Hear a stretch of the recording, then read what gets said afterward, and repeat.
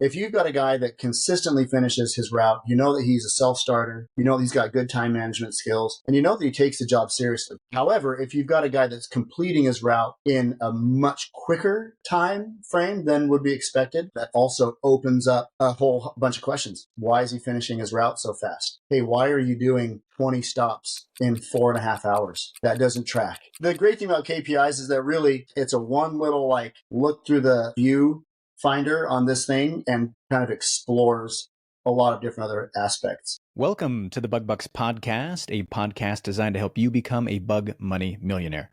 Today's episode is brought to you by Bug Bucks Plus, the #1 course designed to help you start and grow your pest control company. I'm your host, Eric Bassett, and I've got my co-host, Jake Klaus, with me. How's it going, man? Good. I'm glad to be here today.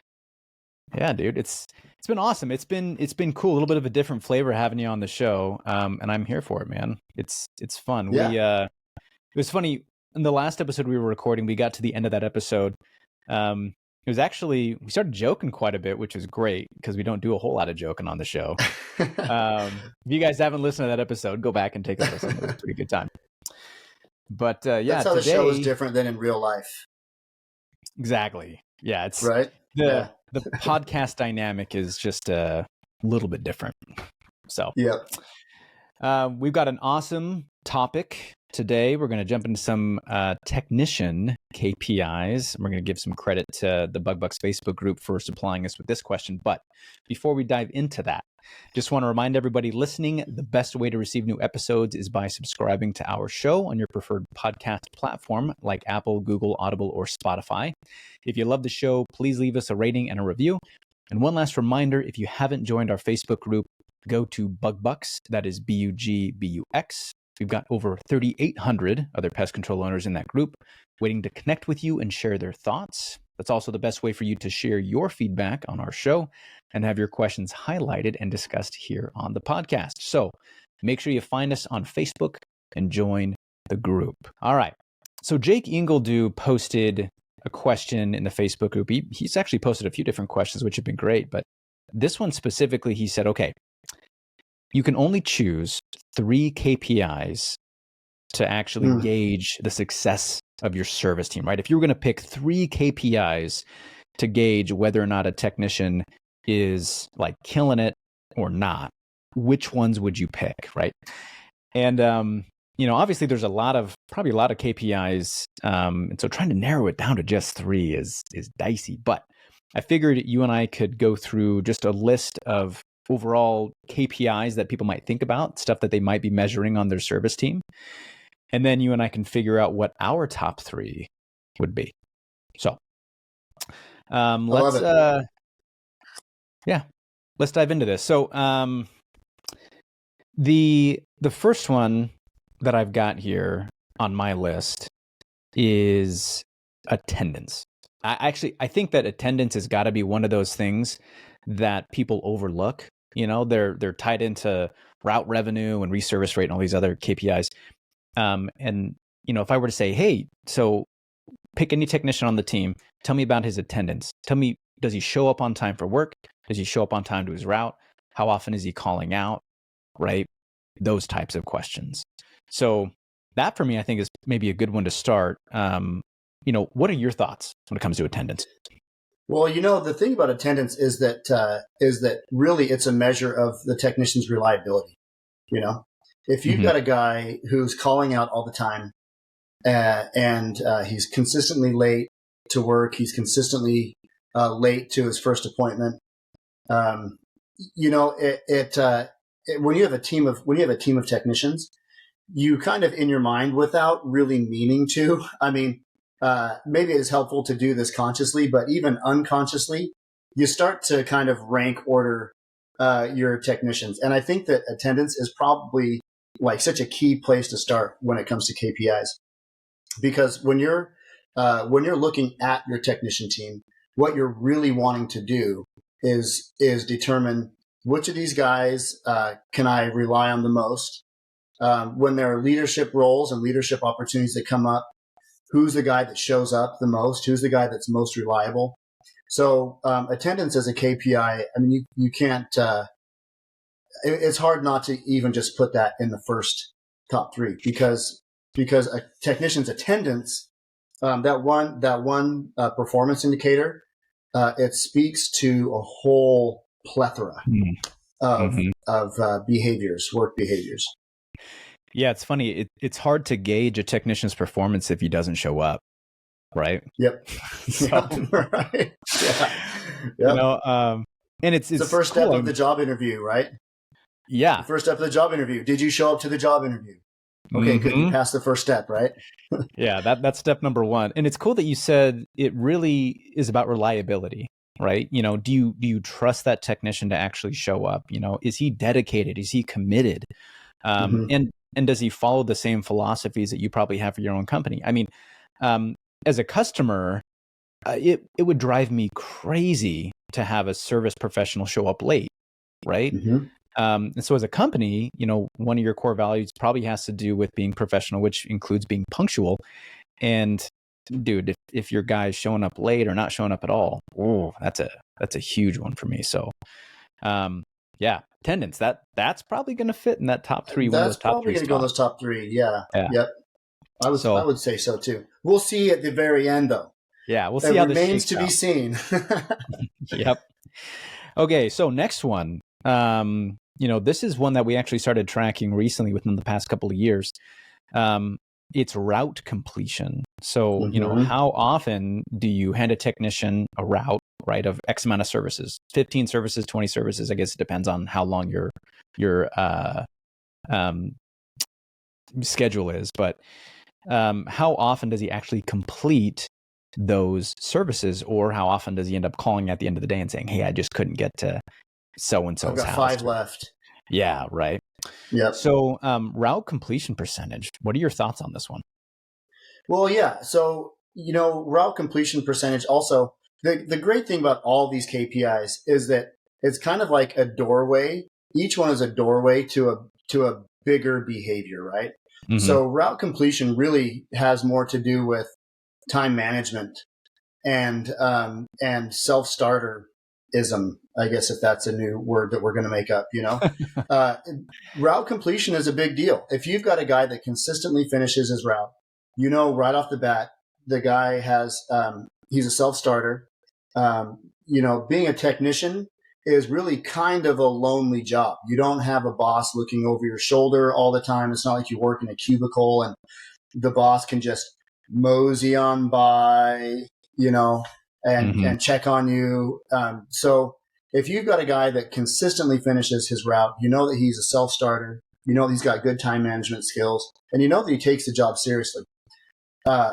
However, if you've got a guy that's completing his route in a much quicker time frame than would be expected, then that also, on the other side of that coin, that also opens up a whole bunch of questions. Why is he finishing his route so fast? Ooh. Look at his notes. Should we Mm-hmm. talk to the guy? Hey, why are you doing 20 stops in 4.5 hours? That doesn't track. So I mean, the great thing about KPIs is that really it's a one little like look through the view finder on this thing and kind of explores a lot of different other aspects. Yeah, that's true. I mean, and it kind of brings that point that we didn't even have on our list, which is like stops per hour, right? Mm-hmm. Because just Yeah. like you're saying, if you would think that, man, the more stops per hour a technician has, the better. But there's a range. There's that healthy range that you want the technician to be in where he's not working too fast and he's also not dragging too much, Yep. right? Yep. If a guy is doing one stop per hour, it's like, hey, buddy, we got to pick up the pace, right? Unless they're initial services, but Yeah. Yep. Unless they're yeah. initial services, right? And if you've got a mix, or if there's a way that you can explain, like if you look into the numbers and you see that a guy has a weird indicator, right? So for example, like this, if you look at a technician and you see that he's averaging one stop per hour, and you're like, okay, dude, he's on the low end. What's going on here? So you dive into his route, you see that it's a bunch of initial services, maybe some commercial accounts, maybe some specialty treatments that take extra time. And you're like, oh, Mm-hmm. that makes total sense, right? But maybe you see a guy that has, 3 stops per hour, and you're like, whoa, buddy, you are flying, right? And even if those are just quarterly accounts that have no interior treatments, that's too quick, Yeah. including drive time. That's wild, right? So, Yeah. at Natura, we do track stops per hour. And I'm glad that you brought that up, because that one is a healthy range that you're trying to hit. It's not necessarily a high or low Totally. number. So, Well, the other thing too about route completion is that as the owner or as the service manager or whatever, you really have to know your techs. We used to have this guy who worked on and off for us for about 9 years. The guy's he's like family. His name's Thor, and dude, Thor could do 20 mhm. stops in a day, and he had the service dialed down to such a minute detail that he could do 20 stops in a day and never get a single bit of pushback from any customers. In fact, he was one of our top rated guys. He would get great reviews from all of our customers. Then you've got another guy, I won't name names or anything, but you've got another guy that can do 15 stops in an 8-hour Mhm. day. And it's just, just not everybody's built the same. And some people are real talkative. And so they'll chat with the customers. And there's also, another little factor is the customer home. Are all of your customers home? Mhm. And we have some chatty customers. And in the notes, you'll see red notes from the office staff to the technicians. Hey, don't get cornered by this customer. She's going to talk to you for 2 hours, So there are other factors involved there. But really, overall, route completion shows you the efficiency of your technician, and another handful of other things. Yep. Yeah. And of course, this is assuming that the office staff is scheduling those treatments in accordance to how they should be scheduled, logistically speaking, right? Right. So Yep. if they're able to actually schedule them properly, then we shouldn't have any issues. All right. So speaking of kind of along the same notes or same lines when it comes to route completion, something else that we've been tracking at Natura is the drop off and the pickup percentages for these technicians. So, if you have a technician who can't finish his route and he drops off a certain number of customers, right? We track Mm-hmm. how many stops he was supposed to have and how many he actually ends up dropping off. And then we turn that into a percentage of drop, right? Or if he picks up extra stops from a technician, we track that as pickup. We talked about this on the podcast before, but that particular KPI shows us more in detail, whether or not a technician completes his route, but to what degree he might not complete his route, right? And then it also shows us what technicians are picking up the slack. So you might have technicians who have 100% completion percentage on their routes, and they're picking up extra stops from these other technicians. And in my mind, dude, that shows me, who the all-stars are, who like the Yep. multipliers on the team are versus the diminishers, right? Totally. Yeah. That KPI is really, that's a team player Mm-hmm. indicator. Yes. Like attendance is your slacker indicator. Route completion is your lazy indicator, and Yep. drop off pickup percentage is your team player Yeah. indicator. Right. I mean, if you just boil it down. Yep. Yeah. And it's funny, we're going to see probably a theme here. Some of these kind of compound on one another, right? So like if a technician has poor attendance, like if he shows up late, well, that means he's going to be behind on his day. So his route completion is going to suffer. If his route completion suffers, he's going to have a bad drop off percentage. You get the idea, right? So Yep. technicians that struggle with one of these probably struggle with a couple of them. Mm-hmm. Not always the case, but pretty common. Moving on here, this is kind of a unique one that I don't know if all companies do, but we do it at Natura. So we have a service quality scorecard. So, once, twice a month, we have a service manager and team leaders who will go out and they'll do evaluations with technicians that are on their team. And they have this service quality scorecard. It's basically a checklist where they go with a technician and they walk through the service with them. And they're going to check on that list whether the technician is proficient at certain tasks, right? And it has to do with whether or not they called ahead to the customer and provide proper notification, right? If they showed up on time, if they actually told the customer what they were going to do, where they were going to do it, and why. And if they actually provide the service using the right products and apply it in the right places, using the right methods with the right techniques and equipment. And There's a I whole know bunch that, of things on there. yeah, tons of stuff, Yeah. and obviously, me and Jake, we're both associate certified entomologists, and we both are pretty dedicated when it comes to maintaining a high level of quality and when it comes to the services. But Jake, what are your thoughts when it comes to scoring technicians, like actually doing an evaluation with technicians on the services they perform? You know what? I really enjoy seeing the service quality score sheet. I mean, it's almost kind of like a baseball card on your technicians. And you get to see their batting average and, all that stuff. So it's cool. We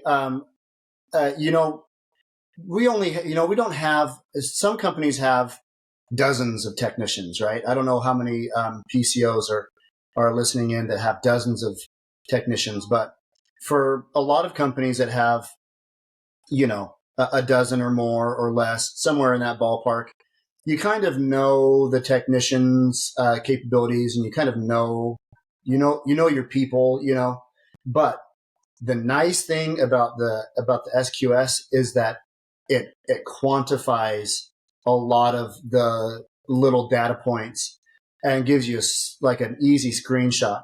And Eric, did you develop that? Eric, was that your idea, or did you and Aaron Davis collaborate on that, or how did that happen? So Aaron Davis came up with the content. So I told him that I wanted to have a service quality scorecard where I could quantify exactly what you're saying, have a one quick look and see how a technician's doing.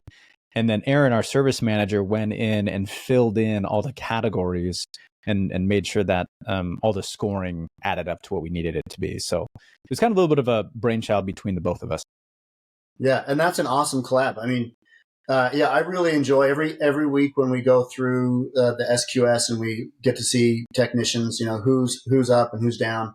It's nice because it allows us to gather a lot of information and put it in one little place where you can kind of get an overall picture. And you'll, when you track it over time, you see the technicians go up and down. I mean, there's highs and lows in people's lives. You're like, oh, what happened here when he did? Oh, his girlfriend broke up with him. Oh, that tracks. Okay, well, what happened up here? Well, it was whatever. So it gives you a good just real quick baseball card picture of how your guy is doing. Yep, exactly. And when it comes to a development standpoint, if Aaron were to walk into our office and say, "Hey, I feel like I'm having a tough time with so and so, this technician," one of the questions I'm going to ask is, well, how has he been scoring on the SQS? Right? What are his numbers? And the numbers don't always tell you the full story, right? So none of these KPIs do, but it at least gives you a starting point that you can look at this stuff, right? And like you said, it's like a baseball card, right? You get to see their batting average. Yep. So awesome. So next one that we have on one more idea behind that real quick before we move on. The other thing that I really love about the SQS is I'm like this, and I think that a lot of people are like this. But if I know that my efforts are being evaluated, it affects the way that I work. So when we have these SQSs, first of all, it's very, very important that if you want to implement an SQS type of thing into your team, keep it positive. That it has to be a positive experience. Mm-hmm. If this is the kind of thing where you're using it to hammer down on guys and come down on them and bring the gavel down, they're going to freaking hate it. And it's not going to be a valuable tool. But believe it or not, every single one of our technicians loves when their fire team leader or when the service manager goes and does a ride along with them and evaluates them with SQS. It's like, here's my opportunity to show off how much of an effort I'm making and how good I'm doing. I don't remember where I heard it, but some psychologist said on a podcast I was listening to a while back that the best way to get improved performance out of a person is not to compliment them on how smart they are, but to compliment them on the effort that they make. And that's totally true. The SQS is a way to compliment your technician and evaluate their effort. And when you evaluate the effort, the guys put in more effort. 100%. Yeah, it's and I love that you highlighted that. Whenever you have any type of new KPIs or evaluations that you're about to put in into your business, it's crucial that you're talking about using it to highlight where your employees shine, right? You're saying, hey, you guys work so hard to maintain our standards and our values. We have this so that we can measure that and show you guys where you're excelling, and then just obviously shed some light on some areas of opportunity where we can improve. And if you have that improvement type of mentality, if your team has that, then you'll be fine. And if you approach it the right way, like you're talking about, then yeah, you'll be good. The rebuke ice cream sandwich. Yes. Compliment, rebuke, compliment. Yeah. Right? Perfect. So moving on to this next one. Here's a classic one. Reviews, technician reviews, right? Specifically Google, 5-star, the fun stuff. What's been your experience when it comes to technicians getting reviews? Oh, I love it. First of all, the world that we live in, the business world that we live in, it's competitive. Everything is based on reviews. If you're trying to decide between two companies, you want to see who has the most. It's like a ratio, right? Who has the most reviews with the highest number of stars? So we've actually done programs. Our service manager has run incentives where we've got a goal to reach a certain number of reviews by a certain date.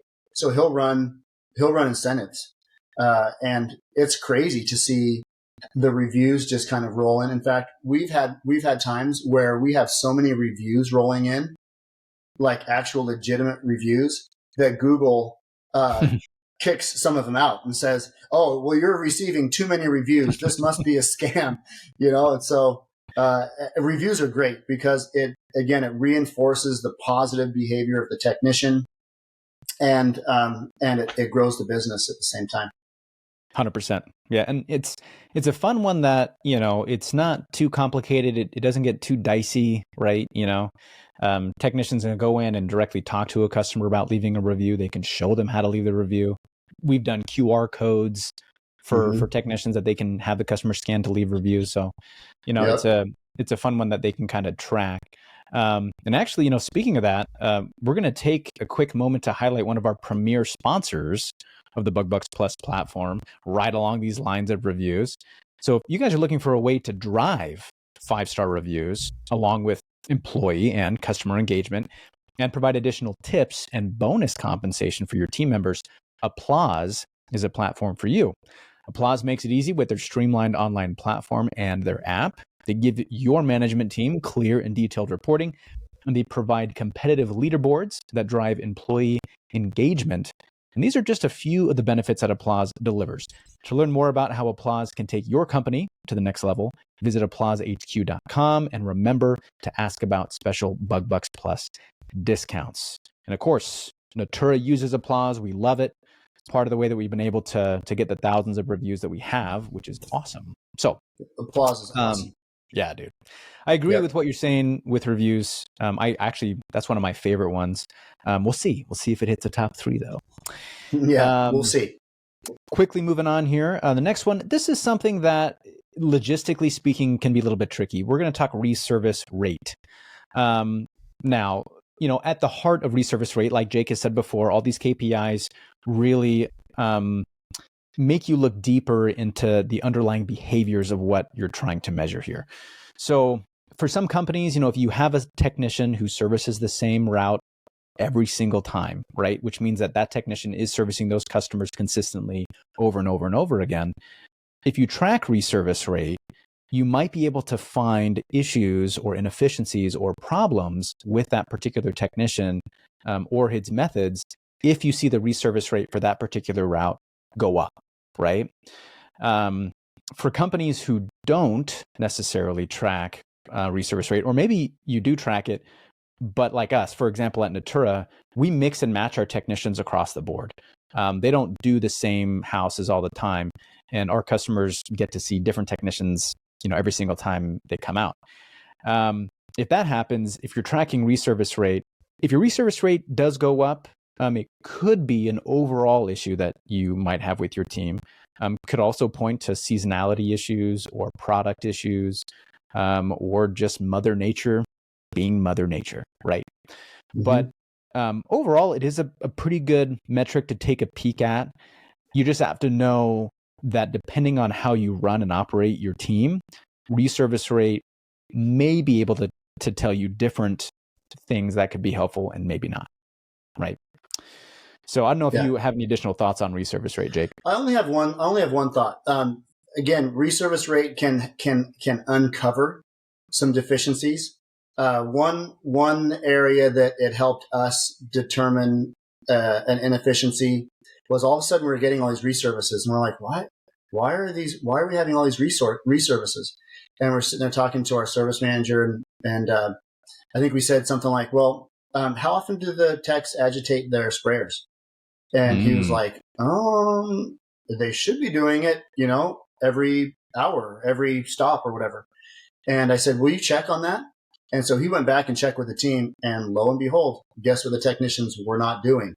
They weren't agitating their sprayers, And so we said, okay, well, retrain on that, make that part of the daily training or whatever, remind. And then all of a sudden the reservice rate tapered down. So, paying attention to some of these things can really, it can uncover bigger issues. Definitely. No, 100%. And speaking of maybe uncovering some other issues, our next KPI that we're looking at over here is technician sales. Maybe you can consider this as either like selling new accounts or just add-ons, upgrades, right? Mm-hmm. Especially for the companies that have sales targets for their technician team. If you grow your business that way, you can definitely add a lot of revenue if you have a team that's on board with doing it and you have proven methods and training that involves sales, right? So yeah, I guess that it kind of answers my question that I was about to ask you. If you have goals for your technicians in selling, then you sure as better heck have a KPI for it. Yeah. So got to measure the performance or else it's not going to happen. So, any pro tips? I know at Natura, we do measure technician sales, but I don't know if it's really something we put a whole lot of we don't push it emphasis on. Yeah. Yeah. Mm-mm. No, I think that we probably more believe in specialization than anything else. And I will say that, some really good technicians can definitely be good salesmen, right? Mm-hmm. And there's a lot of overlap with the skills there for what makes a good technician, a good salesman, vice versa. But we like to make sure that we can give our technicians the time and the skills to just go out and do what we require, which is provide a really good service, right? Yep. But yeah, if you are going to track, if you have any goals that have to do with technician sales, then you definitely want to track that. So that's a must if you're trying to grow via tech sales. And then the last one in here, this is kind of a cool, fun one. It's vehicle care, right? And so at Natura, we have a vehicle quality scorecard, VQS. And the reason why we have it is because and Jake knows this all too much. We're selling our fleet, kind of turning over our fleet, and we have these NV200s, and we're cleaning these things out. Yeah, several years old, right? And we're cleaning these things out, and we're getting ready to sell these, and oh my gosh, they were so nasty. Yep, so disgusting. Nasty. You had to almost call them the hazmat team. It was disgusting. Dude, I remember metaphorically, but it was metaphorically speaking. Dude, I remember one of the vans that we were cleaning out, and we opened the passenger side door, and instead of the technician just like throwing away his gloves at the end of a route or end of a day or end of a service, he would just drop them kind of in that little space where the passenger seat is, right in front of the seat. So there was just a mountain of used latex gloves just sitting in the seat, right? So gross. And like you know that it's bad enough when you wish you would call a professional, but you don't call a professional because you'd feel too bad for them having to clean Yeah, out, that kind of scenario. yeah. Anyway, I'm sure Jake probably has some thoughts that he can share when it comes to vehicle scorecards. But what do you think, Jake? Yeah, this is a big thing for me. You know, between the two of us, you ask us which of us keeps our vehicle cleaner, our personal vehicle cleaner, me or Eric. 100,000% it's Eric. You could you could eat pie off of the floorboards of Eric's truck. I mean, it is like spotless all the time. Uh, my truck and vehicles are always messy. You know, 4 kids and yeah, our cars are kind of gross. But the couple of things that I really truly feel about the vehicle quality scorecard and technicians' vehicles is this philosophy that you know you've heard the saying that the cleanliness of your bedroom reflects the cleanliness of your mind, or how's it go? The messiness of your bedroom is a reflection of your messiness of your mind, or whatever. Mm-hmm. So I really like that we kept vehicle care last because if you simply go and look at a technician's vehicle, you can tell how he's going to perform in just about every single other KPI based on the cleanliness of his rig. If his rig is a mess, his attendance, his route completion, his teamwork percentage, his review rate, his reservice rate, all of those things historically have been left wanting in technicians with filthy rigs.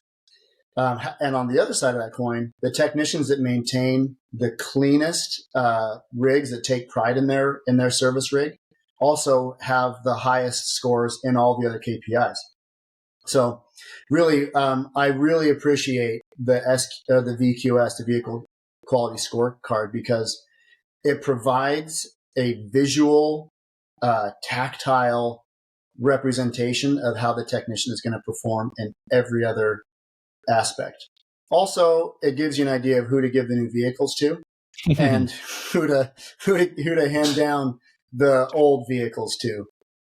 Yes. Yeah, and I've signed the purchase agreement on tons of vehicles in the last few years, right? Mm-hmm. And so, when you look at how much you're spending on new vehicles and how much time it takes you to get them, and then Jake has done all the customizations and all the outfitting of some of these new vehicles, all the hard work you put into getting a new fleet ready to go, and then you look over at a technician, and if I'm looking at these two guys, I'm like, okay, I know you take care of stuff. You're clean. You're organized. I really want this to go to you. Presumably, I really want this to go to you. And you look at some of these other technicians sometimes and you're like, please take care of this. I'm begging you. Please don't mess this vehicle up, No accidents, don't get it dirty. But yeah, the vehicle quality scorecard just gives you like you said, the tactile information to be able to know, is it being taken care of, right? In your face. It's right there. Yep. You know, the one other thing too about that is, just like all of these other KPIs, is that it uncovers other issues, right? So when you open the back of the service technician's rig, and it looks like he went to the beach and just started shoveling sand in the back of his rig because his bifan is like spilled everywhere. It gives you an opportunity for retraining. Hey, show me, how are you putting your spreader back in your rig? And sure enough, they put it back in, and the hopper is half full. And every time they put it back in, the handle gets hit, and it goes and spreads sand. You do that 15 times a day for 3 months, and before you know it, it looks like a sandstorm in the back of the truck. So it uncovers these other areas where you can say, hey, let's do a little bit of retraining. Yes, 100%. So we are short on time, but we're not going to leave you guys hanging. Me and Jake are going to pick our top 3. So just to review real quick from the top, we've got attendance, route completion, drop-off and pickup percentage, the service quality scorecard, reviews, reservice rate, tech sales, and vehicle care. So I'm going to pick my first one, and then we'll have Jake pick his first. Man, at the top of my list, it's got to be attendance. That's for me. Number one for me is attendance. Yeah, that's why you put it first. Yeah, I think that you had that picked from the beginning. I think, yeah, it's the thing that hit me first. I'm like, wow, that's a really important one. So yeah, after even considering some of these other ones, like I said before, you can't evaluate a technician that doesn't show up. So attendance is my number one. What about you? What's your number one? Oh, vehicle for sure. I mean, I'm a nut about the vehicles. So that for sure for me, vehicle care is number one. Very nice. Very nice. Okay. So number two for me, and this is such a cheater way of doing this, but the service quality scorecard for me is got to be my number two, just because it's jam packed with a bunch of other quality metrics that are in there. Like whether or not the technician asks the customer for a review, that's part of our service quality scorecard, right? So that for me, that's got to be number two. What about you? What's your number two? Oh, same. Yeah, the service quality scorecard is like, it's like the all-you-can-eat buffet of KPIs. It's just everything is all in there. Yeah. Sweet. Love it, dude. Love it. Okay. Yeah. Okay, what's your number three? My number three is vehicle care. That one for me is that hits my top three, probably for a lot of the same reasons that it hits your top three. Like you said, it says a lot about the technician. It uncovers a lot of issues that are also service related. And it shows me that an employee can have good responsibility when it comes to taking care of an expensive company asset. Right. Mm-hmm. So that's my number three. What about you? I think I'm going to deviate from what would be expected. I think I'm going to take the drop off and pickup percentage. Ooh, I really like looking at that good one. Call. Yeah, I like looking at that one because it tells you if the guy's a team player, and also how many services they drop gives you a good indication of how they manage their time and how seriously they take their route, and then how many they pick up also gives you good indication of what kind of team player is this guy? Is this guy a real good team player? Does he jump in and step up when his teammates need a hand? So for me, that's a big one. That's like the big team player KPI for me. No, that's a huge one. And I'm glad that's on there. Between mine and your two lists, I think that's pretty solid. So that works out. Yeah. We run a pretty good company with those top threes. Yeah, right. We should partner together. We should launch a pest control company. We should start a pest control company. I like Let's that. call it the trail. That'd be great. Yeah. Okay. Aardvark. Awesome. Yeah, Aardvark. There we go. All right, everybody. I appreciate you all taking the time to listen in. If you've got a coworker, manager, or owner who you could feel would benefit from listening to this episode, the best way to thank you is to share this episode with them. Again, this episode is brought to you by BugBucks Plus, the #1 course designed to help you start and grow your pest control company. If you haven't joined the Facebook group yet, go find the group and join. It's BUGBUX. Lots of information and great connections in that group. Thanks again for listening in, and until next time, keep building those pest control companies. If you enjoyed today's episode, please show your support by subscribing and leaving us a 5-star rating. Thank you, and we'll catch you on next week's episode.